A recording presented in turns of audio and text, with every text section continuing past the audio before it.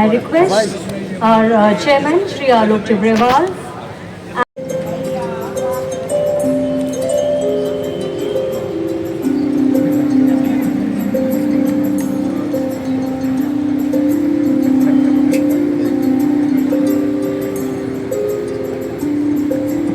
Please welcome our. अरे phone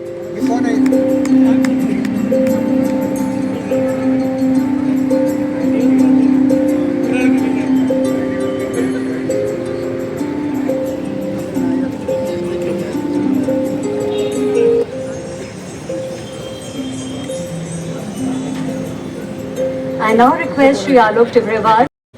आदरणीय honourable minister Chirag Paswan ji, honourable chairman ITPO Bharat Mandapam, Welcome.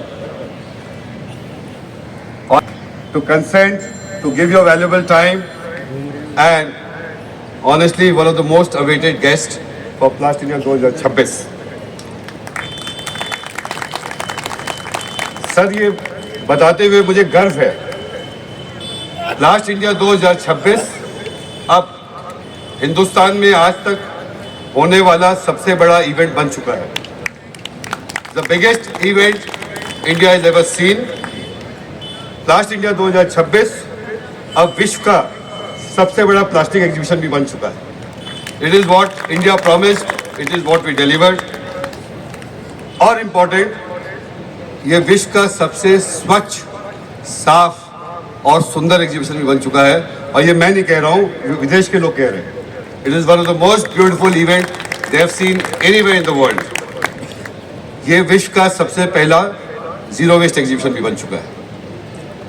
जब हमने सर इसकी थीम भारत नेक्स्ट रखी और हर जगह जब हमने भारत वर्ड यूज़ किया और अशोक स्तंभ का स्थान हमने वहाँ डाला, we took it with lot of responsibility कि भारत नेक्स्ट, भारत जो शब्द है, it should get the due importance and responsibility. And I think everybody today present, everybody who have gone back will vouch कि हमने भारत की मर्यादा, भारत की गरिमा और भारत की स्केल और स्केलेबिलिटी और साइज को पूरा जस्टिफाई किया ब्लास्ट इंडिया 2026 से. ये सब संभव नहीं था besides my vendors, besides my team, besides ITPO. मेरे पास शब्द नहीं है चेयरमैन सर, आप और आपकी टीम का emotional investment to the world. It is a beautiful partnership of government and private that we could pull a world class event never seen before, never believe before, and what you saw is just mesmerising. Thank you chairman sir, thank you so much. हमने IIM के साथ place भी किया है for a fund of 1.5 crore so that we can nurture them, जिससे कि जब उनका पहला इन्वेस्टमेंट उनकी कंपनी में आए तो उनकी value already 10x, 20x, 100x हो सके. तो सर, ये हमारा सौभाग्य है कि इन टॉप 10 विनर्स को हम आपके द्वारा रिकग्नाइज भी कराना चाहते हैं और वो अवार्ड भी देना चाहते हैं. इजाज़त sir. Prakash ji, can I have the winners please.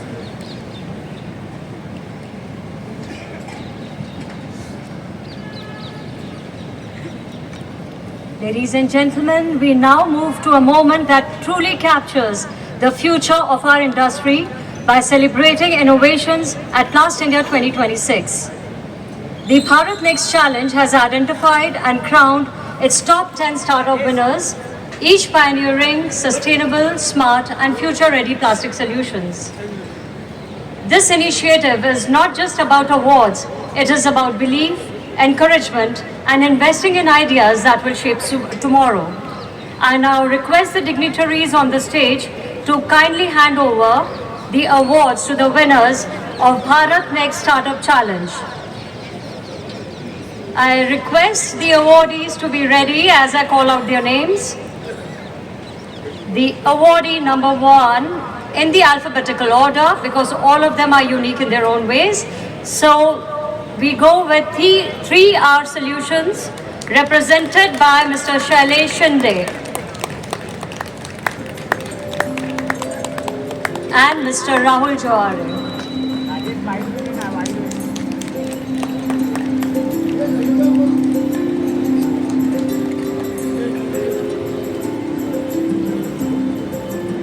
Presented by Mr. Ronak Patel and Dr. Nishant Choradia.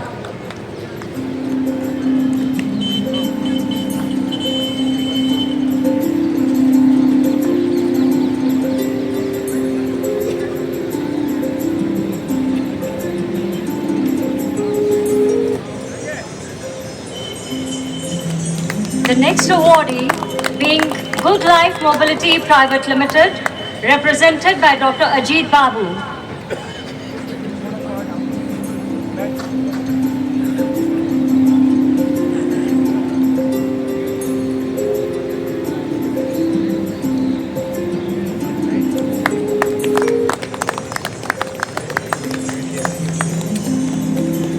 The next awardee, Invo Labs Technologies India, represented by Mr. Bharat Kumar Mansukhani.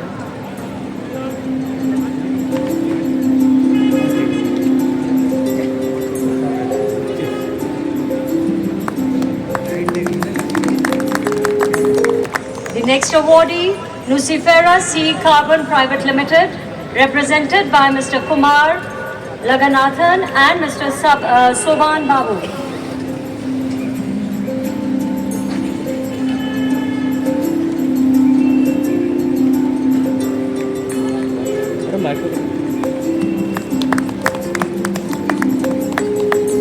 The next awardee, Plastic Cure Private Limited, represented by Dr. Jyoti Agarwal and Mr. Nikhil Panchal.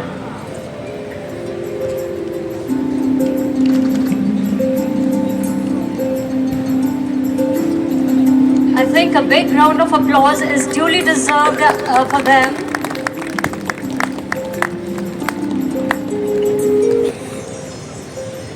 Our next awardee, Rechain Technologies Private Limited, represented by Mr. Madhusudan Parikh and Mr. Abhijit Bhakte.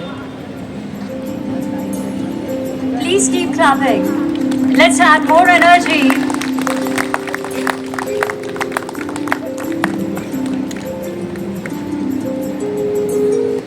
Next awardee, Recycle on Wheels, represented by Mr. Satyajit Shankar and Mr. Rohan Shinde.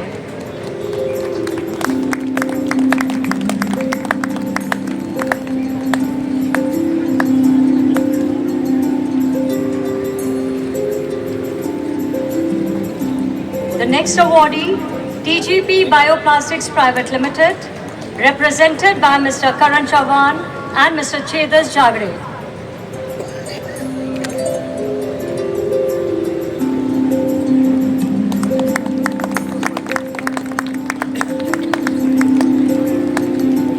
The last but not the least, Zolnoy Innovations Private Limited, represented by Mr. Sivam Pillai and Mr. Varun Rai.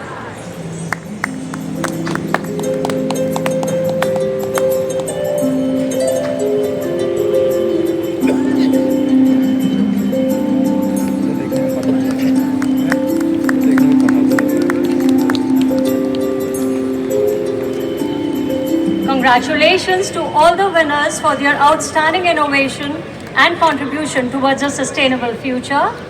If you're interested, their stalls are in hall number 5, ground floor. You must visit to see the great innovations. More people across this country will be inspired as Plus India wish to continue this exercise as a regular exercise. सब plastic और mobility का बहुत गहरा संबंध रहा है. It has change the way mobility can be. Light waiting है, efficiency है, एरोडायनेमिक्स है. तो जो 1932 की गाड़ी जिसमें 90% लोहा था, 2026 की गाड़ी में शायद 70-80% प्लास्टिक आ गया है. So Maruti has been very kind to gift us a car which we would like to present to one lucky winner, and that lucky winner will be more.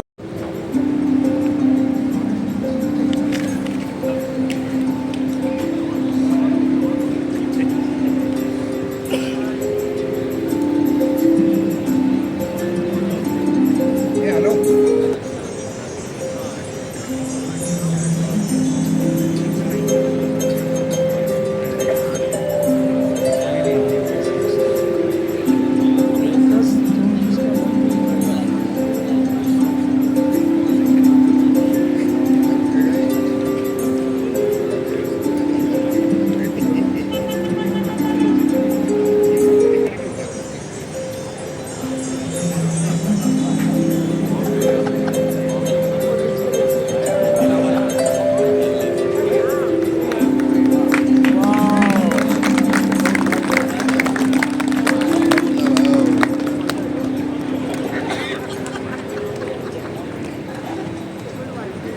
Minachuddin, Abdul Jamil, if you are here, you can raise your hands. Otherwise, we'll reach to you and inform you of this great news. Thank you, sir.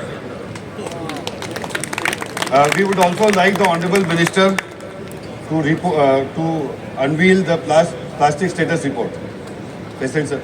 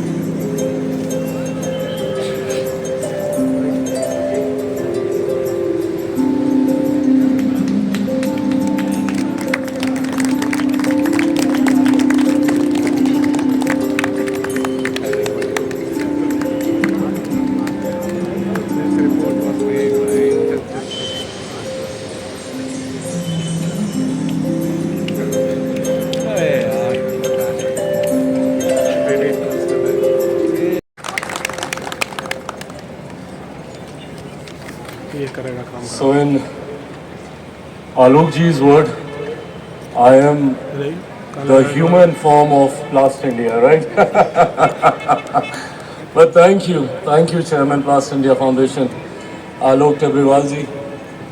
मौजूद यहाँ पर जावेद अशरफ जी, chairman ITPO, मौजूद यहाँ पे president प्लास्ट India foundation Ravish Kamat जी, मौजूद यहाँ पे तमाम अतिथिगण. Indeed, it is a matter of pride for me to be a part of such an event with so much of grandeur, with so much of success, and rightly said, one event which everybody of late I have met, they've just been talking about Plast India.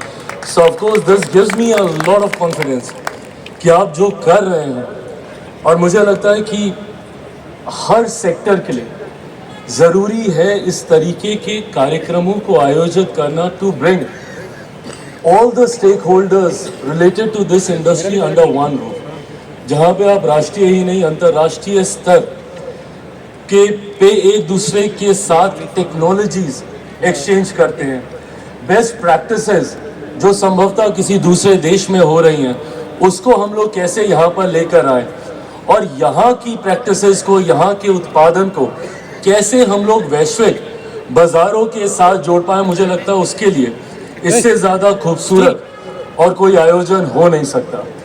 आपने इतना बड़ा, इतना खूबसूरत event करके मैं मानता हूँ कि जितनी और पैरेलल इंडस्ट्रीज़ हैं और सेक्टर्स हैं, मुझे लगता है उनके लिए भी ये एक सीखने का विषय होगा कि कैसे हम लोग अपने इवेंट्स को भी उस स्तर पर लेकर जाएं.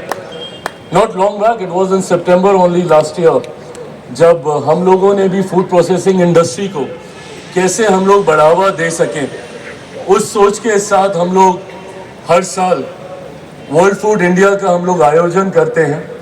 दो world food India is not as old as your plast India. This is your 12th edition, right? हम लोग का 4th एडिशन था और हम लोगों ने यहीं पे ही किया था. दो इट वाज आल्सो, मतलब अभी तक मैं मान रहा था कि हमने बहुत अच्छा किया, पर आज जब मैं यहाँ से देख के जा रहा हूँ तो मुझे अब समझ में आ रहा है कि we need to push the envelope a bit more to reach where you have already reached. But at the same time I feel happy कि जिस स्तर पे इस कार्यक्रम को आयोजित कर कर इंडस्ट्री को जिस तरीके से बढ़ावा देने का कार्य किया गया है, मैं मानता हूं यहाँ पे हर वो प्रमोटर एग्जीबिटर जिसने इसमें पार्टिसिपेट किया होगा, यकीनन उनके लिए संभावनाओं के कई नए द्वार इसके माध्यम से खुले होंगे। और मैंने हमेशा ये कहा है और माना है कि भारत और भारतीयों में वो क्षमता है कि हम अपने स्टैंडर्ड्स को ग्लोबल स्टैंडर्ड्स के तौर पर रिकॉग्नाइज करवा सकते हैं। बस ज़रूरी है हमें उस दृढ़ इच्छा शक्ति की, ज़रूरी है हमारे अंदर उस जिद की कि कैसे हम सामने वाले के साथ compete कर कर उससे बेहतर चीज़ बनाकर हम उनको दें। जब अभी आलोक जी कह रहे थे कि इंडियन टेक्नोलॉजी को जब विदेशी दूसरे देश के लोग जब उसे अपनाएंगे और संभवतः फिर उस टेक्नोलॉजी को अपने देश में निर्माण करके भारतीय टेक्नोलॉजी को अलग अलग देश खुद अपना कर जब अपने नाम से जब उसे दुनिया के सामने प्रस्तुत करेंगे, तो ये वो प्राइड मूवमेंट्स हैं जिसका हम सब बेसब्री से इंतज़ार कर रहे हैं। और मैं मानता हूँ कि ये क्षमता हम लोगों में है। भारत की आबादी और आबादी के साथ साथ भारतीयों की बुद्धि, ये एक ऐसा कॉम्बिनेशन है जो बहुत रेयर है। With a population of around 1.4 billion people, और ये सिर्फ पॉपुलेशन इन टर्म्स ऑफ आबादी नहीं है, हमें वो क्षमता है कि हम दुनिया की बेहतर से बेहतरीन चीज़ों का हम लोग निर्माण कर सकते हैं। ज़रूरी है तो बस उस इंफ्रास्ट्रक्चर को तैयार करके देने की, उस व्यवस्था को तैयार करके देने की। आज जब मैं गवर्नमेंट ऑफ इंडिया को रिप्रेजेंट कर रहा हूँ यहाँ पे, मैं जितने भी एग्जीबिटर्स प्रमोटर्स यहाँ पे मौजूद हैं, आप सबको बस ये विश्वास दिला के जाना चाहता हूँ कि मेरी सरकार एक ईमानदार प्रयास कर रही है कि किस तरीके से जितने भी वर्टिकल्स हैं इन वेरियस सेक्टर्स जो हमारे देश को आगे लेकर जाने के लिए एक ईमानदार प्रयास कर रहे हैं, कैसे हम उनके हाथों को और ज़्यादा मजबूत करें। मेरे प्रधानमंत्री आदरणीय नरेंद्र मोदी जी का कहना स्पष्ट है कि हम लोग एक रिफॉर्म एक्सप्रेस में हैं, रिफॉर्म ट्रांसफॉर्म परफॉर्म, इस सोच के साथ हम लोग आगे बढ़ रहे हैं। हम लोगों ने पिछले 11-12 सालों में कई ऐसे रिफॉर्म्स लेकर आए हैं जिनकी संभवतः आज की तारीख में, आज की परिस्थितियों में उनकी ज़रूरत नहीं है, जो सिर्फ इंडस्ट्री के लिए, उस विभाग से जुड़े हुए लोगों के लिए सिर्फ एक बॉटलनेक बने हुए थे। और इन रिफॉर्म्स के माध्यम से over the years in the past 1 decade हम लोगों ने ये एक्सपीरियंस किया है कि उन रिफॉर्म्स ने जिस तरीके से उस सेक्टर को ट्रांसफॉर्म करने का काम किया, और अब ग्रेजुअली वो सेक्टर जिस तरीके से परफॉर्म कर रहा है, मैं मानता हूं कि ये आने वाले दिनों में जब हम लोग विकसित भारत के लक्ष्य के साथ जब हम लोग आगे बढ़ रहे हैं, तो मुझे लगता है उसकी नींव में ये रिफॉर्म्स के बहुत मायने होने वाले हैं। इससे पहले अगर किसी सरकारी योजना का लाभ हम लोग को लेने के लिए जाना होता था, तो एक टेबल से दूसरे टेबल, दूसरे से तीसरे, तीसरे से 50वें, 50वें से 100वें जाते जाते तक हम लोग की इच्छा शक्ति दम तोड़ देती थी और वो सरकारी योजनाएं ऐसी की ऐसी ही पड़ी रहती थी। पर आज ऑनलाइन माध्यम से हो, फॉर्म्स भी अगर भरने हैं, तो मेरे प्रधानमंत्री ने स्पष्ट बोला है कि अगर हम अपने नागरिकों पे भरोसा नहीं करेंगे तो हम किस पे भरोसा करेंगे। उन फॉर्म्स को कैसे छोटा किया जा सके, उस प्रोसेस को कैसे लिमिट किया जा सके, निरंतरता में हम लोग इस दिशा में काम कर रहे हैं। पर आज जब मैं प्लास्टिक इंडस्ट्री से जुड़े हुए तमाम साथियों के बीच मौजूद हूँ, मैं आप सबसे भी आग्रह करूँगा कि अगर अभी भी कहीं आपको लगता है कि कुछ चैलेंजेस हैं, मैं अभी प्रेसिडेंट साहब से चर्चा कर रहा था कि ये इंडस्ट्री क्या ऐसे चैलेंजेस फेस कर रही है जिसको लेकर संभवतः सरकार अपनी पॉलिसीज़ में, अपनी नीतियों में बदलाव करे और संभवतः उससे आपको और ज़्यादा राहत मिल सके और ज़्यादा आप ग्रो कर सकें। कभी भी अगर आपको ऐसा लगे, भले प्रधानमंत्री जी ने मुझे फूड प्रोसेसिंग इंडस्ट्रीज की जिम्मेदारी दी है, पर ना सिर्फ इसलिए क्योंकि ये इंडस्ट्री भी इस सेक्टर के साथ बहुत ज़्यादा जुड़ी है और बहुत ज़्यादा जुड़ने की क्षमता रखती है, जो आलोक जी भी जिस बात का जिक्र कर रहे थे, बल्कि इसलिए भी कि मेरी सरकार आज की तारीख में हम लोग whole of the government approach के साथ हम लोग काम कर रहे हैं, जहां साइलोज में ना रहकर, जहां ये मेरा विभाग, ये उसका विभाग, आज की तारीख में जिस इंटर मिनिस्ट्रियल लिंकेज के साथ हमारी सरकार काम कर रही है और हम लोग सुनिश्चित कर रहे हैं कि कैसे एक विभाग का लाभ दूसरे को मिले, दूसरे का लाभ तीसरे को मिले। और आज जब ये प्रस्ताव हम लोग के सामने अधिकृत तौर पर आया है, मैं मानता हूं कि प्लास्टिक इंडस्ट्री का कोलैब करना in collaboration with food processing industry, ये भी एक ऐसी संभावना है जिसको हम लोग और ज़्यादा एक्सप्लोर कर सकते हैं। पहले तो मैं यही मानता हूं कि अभी फूड प्रोसेसिंग इंडस्ट्री को ही बहुत ग्रो करना बाकी है। भारत में कई ऐसे सेक्टर्स हैं जो संभवतः काफ़ी हद तक उस स्तर तक पहुंच चुके हैं, संभवतः वो सेक्टर सैचुरेशन के करीब पहुंच चुके हैं, पर मैं ये मानता हूं कि अभी भी फूड प्रोसेसिंग का एक ऐसा सेक्टर है जिसमें स्काई इज द लिमिट। अभी बहुत लंबा रास्ता हम लोग को तय करना बाकी है। भारत एक समय में एक ऐसे कालखंड से गुजर रहा था जहां अनाज की कमी थी, जहां हर व्यक्ति को भरपेट 2 वक्त का खाना भी नहीं मिलता था। उस वक्त हम लोगों ने प्रोडक्शन पे ध्यान देना शुरू किया। हरित क्रांति के माध्यम से, ग्रीन रेवोल्यूशन के माध्यम से वी मेड श्योर कि वो production in terms of volume हमारे पास हो। पर अब जब वॉल्यूम आ गया है तो वैल्यू पे अब हमें ध्यान देने की जरूरत है।